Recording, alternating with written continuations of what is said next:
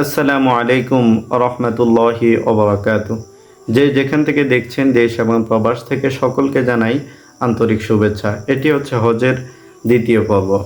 হজ মূলত মানুষকে তার আখেরাত ও পরকালকে স্মরণ করিয়ে দেয়। এখানে নেই কোনো অহংকার, নেই কোনো অহমিকা, নেই কোনো আত্মম্বরিতা, নেই কোনো উন্নাসিকতা, নেই কোনো জমিদারি, নেই কোনো বাদশাহী। এখানে সবাই একই পোশাক, একই কাজ, একই তালবিয়া। সবার মুখে শুধু তালবিয়া স্লোগান, লাব্বাইক আল্লাহুম্মা লাব্বাইক লা শারীকা লাকা লাব্বাইক ইন্নাল হামদা ওয়ান নি'মাতা লাকা ওয়াল মুলক লা শারীকা লাক। হে আল্লাহ, বান্দা তোমার দরবারে উপস্থিত, তোমার কোনো শরীক নেই। ইন্নাল হামদা ওয়ান নি'মাতা লাকা ওয়াল মুলক, সমস্ত প্রশংসা এবং সমস্ত নিয়ামত তোমারই, এবং সমস্ত আধিপত্য এবং রাজত্ব তোমারই, তোমার কোনো শরীক নেই।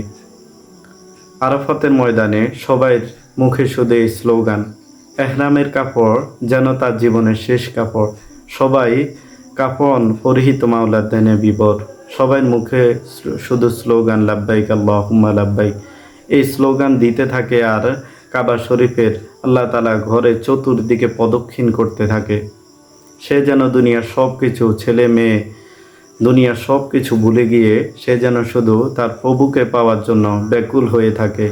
এই অবস্থা দেখে আল্লাহ তাআলা বান্দার প্রতি সন্তুষ্ট হয়ে তার জীবনের সমস্ত গুনাহ মাফ করে দেন। এজন্য রাসূল করিম সাল্লাল্লাহু আলাইহি ওয়াসাল্লাম বলেছেন, মান হজ্জা ফালাম ইয়াফসুক ওয়ালাম ইয়ারফাস রাজাকা ইয়াউমিন ওয়ালাদাতহু উম্মুহু। যে ব্যক্তি হজ করলো, মান হজ্জা ফালাম ইয়ারফাস ওয়ালাম ইয়াফসুক, এবং কোনো অশ্লীল অন্যায় কোনো কাজ করে নাই, রজাকা ইয়াউমিন ওয়ালাদাতহু উম্মুহু, সে এমন নিষ্পাপ হয়ে ফিরে আসে যেদিন তার মা তাকে ভূমিষ্ঠ করেছে। সেদিন যেভাবে সে নিষ্পাপ হয়ে পৃথিবীতে এসেছিল, এরকম নিষ্পাপ হয়ে সে হজ থেকে ফিরে আসে। অন্য হাদিসে বলেছেন যে আল হজ্জুল মাবরুরু লাইসা লাহু জাযাউন ইল্লাল জান্নাহ, যে হজ্জে মাবরুরের প্রতিদান হলো একমাত্র জান্নাত। তাই আমাদের যাদের উপর হজ ফরজ হয়েছে তারা এখন থেকে প্রস্তুতি গ্রহণ করতে থাকি। হজের পটভূমি। হজ মূলত কোত্থেকে শুরু হয়েছে? পৃথিবীর সর্বপ্রথম মানুষ ছিলেন হযরত আদম আলাইহিস সালাতু ওয়াস সালাম। আদম আলাইহিস সালাতু ওয়াস সালাম সর্বপ্রথম এই বাইতুল্লাহকে নির্মাণ করেন, এবং বাইতুল্লাহ নির্মাণের পরে তিনি এই বাইতুল্লাহকে তাওয়াফ করেন। সেখান থেকে যে তাওয়াফ শুরু হয়েছে, আজ পর্যন্ত এই তাওয়াফ বন্ধ হয় নাই। দিন রাত 24 ঘন্টা তাওয়াফ চলতেই থাকে। এবং এই কাবাঘর যুগে যুগে বহুবার ধ্বংস হয়েছে, পুনর্নির্মাণ হয়েছে। হযরতে নূহ আলাইহিস সালাতু ওয়াস সালামের প্লাবনের সময় পুরা পৃথিবীতে ধ্বংস হয়ে গিয়েছিল। তখন আল্লাহ তাআলা আবার পুনরায় জিবরিল আমিনের মাধ্যমে ওই স্থানকে নির্দিষ্ট করে দেন। তখন আবার হযরত ইব্রাহিম আলাইহিস সালাতু ওয়াস সালাম সেই ঘর নির্মাণ করেন, এবং নির্মাণ কাজ শেষ হলে আল্লাহ তাআলা বলে দিলেন যে, হে ইব্রাহিম, তুমি মানুষদের মাঝে হজের ঘোষণা দিয়ে দাও। ওয়াজ্জিন ফিন নাসি বিল হজ্জি ইয়াতুকা রিজালান ওয়া আলা কুল্লি যামিরি ইয়াতিনা মিন কুল্লি ফাজ্জিন আমিক। হে ইব্রাহিম, তুমি লোক সমাজে হজের ঘোষণা করে দাও, যাতে করে তারা পায়ে দলে এবং প্রত্যেক দুর্বল উষ্ট্রিতে আরোহণ করে দূর দূরান্ত থেকে এসে আল্লাহর ঘরে হাজিরা দেয়, এই ঘরে হজ করে। হযরত ইব্রাহিম আলাইহিস সালাতু ওয়াস সালাম বললেন, হে আল্লাহ, এই জনমানব শূন্য প্রান্তরে আমি কাকে আমার আহ্বান শোনাবো? তখন আল্লাহ তাআলা বললেন যে, ঘোষণা দেওয়ার দায়িত্ব হচ্ছে তোমার, আর মানুষের কানে কানে পৌঁছে দেওয়ার দায়িত্ব হচ্ছে আমার।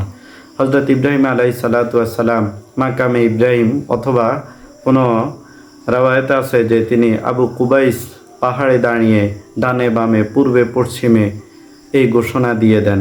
তখন ইব্রাহিম আলাইহিস সালাতু ওয়াস সালামের এই ঘোষণা আকাশে বাতাসে পাহাড়ে পর্বতে সর্বত্র ধ্বনিত হয়।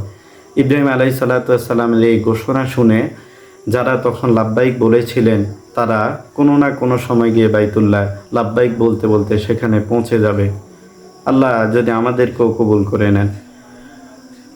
তো ইব্রাহিম আলাইহিস সালাতু ওয়াস সালামের সেই আওয়াজ, সেই ধ্বনি সেদিন যারা আলমে আরওয়াহতে ছিল, যারা মায়ের গর্ভে ছিল, সবাই সেদিন শুনেছিল, এবং যারাই তার আওয়াজে লাব্বাইক বলেছিল, সে কোনো না কোনো সময় লাব্বাইক বলতে বলতে তার ঘরে, আল্লাহ তাআলার ঘরে উপস্থিত হবে।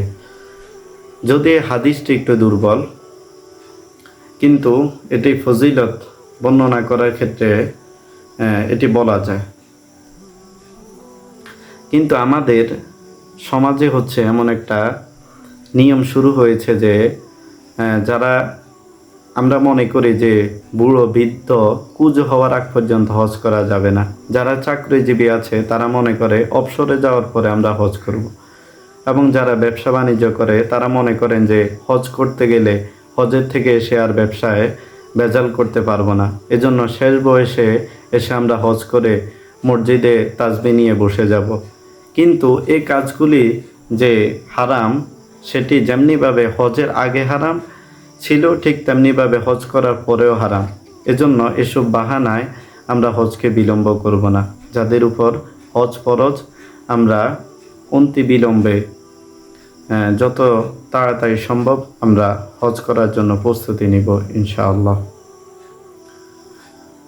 যে যারা আমার চ্যানেলে অথবা আমার পেজে নতুন, তারা লাইক দিয়ে পাশে থাকবেন।